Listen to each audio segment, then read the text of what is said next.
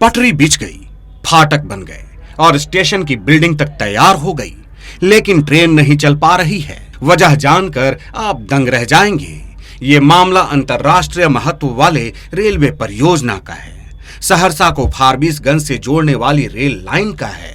बिहार के सहरसा से फारबिसगंज तक ट्रेन दौड़ाने के लिए नरपतगंज से फारबिसगंज तक रेलवे लाइन बिछाए गए। ये दूरी 15 किलोमीटर की है। इस रूट पर पटरी बिछ चुकी है।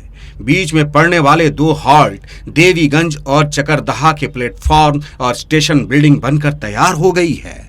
सभी 9 रेल फाटक बन चुके हैं और उस पर आवाजाही के लिए सड़क बनाने का काम भी चल रहा है। विडंबना यह है कि इतना कुछ होने के बाद भी रेल का परिचालन नहीं हो पा रहा।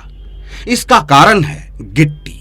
इस बड़ी रेल लाइन को चालू करने के लिए जरूरी 10 रैक गिट्टी मिल नहीं रही। बताया जा रहा है कि मांग के बाद भी झारखंड के पाकुड़ सहित अन्य जगहों से गिट्टी के रैक उपलब्ध नहीं हो रहे। इस वजह से पटरी के बीचों बीच पर्याप्त गिट्टी नहीं डाले गए। साथ ही 15 दिनों तक टैपिंग मशीन चलाकर रेल लाइन चालू करने का काम नहीं हो पा रहा।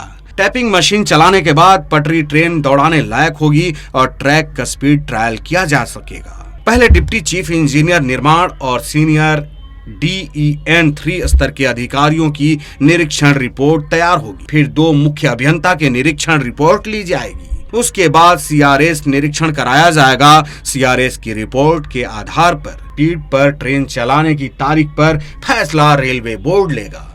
बता दें कि नरपतगंज से फारबिसगंज तक जहां जहां बारिश का पानी जमा है, वहां सिग्नल का केबल बिछाने में भी दिक्कतों का सामना करना पड़ रहा है। ऐसे में गिट्टी नहीं मिलने के कारण आमान परिवर्तन कार्य की धीमी पड़ी गति के कारण सहरसा से फारबिसगंज तक ट्रेन परिचालन इस साल के अंतिम महीने दिसंबर में शुरू होने की संभावना दिख रही है।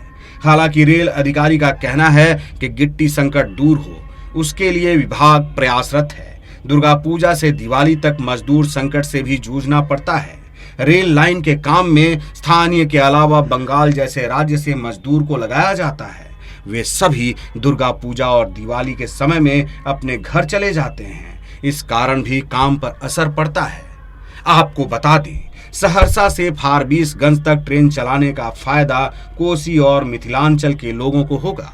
वे फारबिसगंज तक पहुंचने के बाद नेपाल बॉर्डर के करीब भारतीय इलाकों में पहुंच जाएंगे।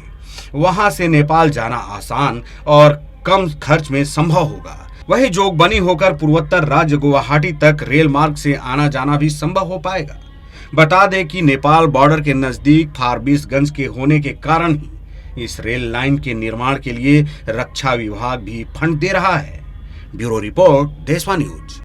सिर्फ खबर दिखाना देशवा न्यूज का मकसद नहीं। देशवा न्यूज की कोशिश है कि समाज की सूरत बदलनी चाहिए।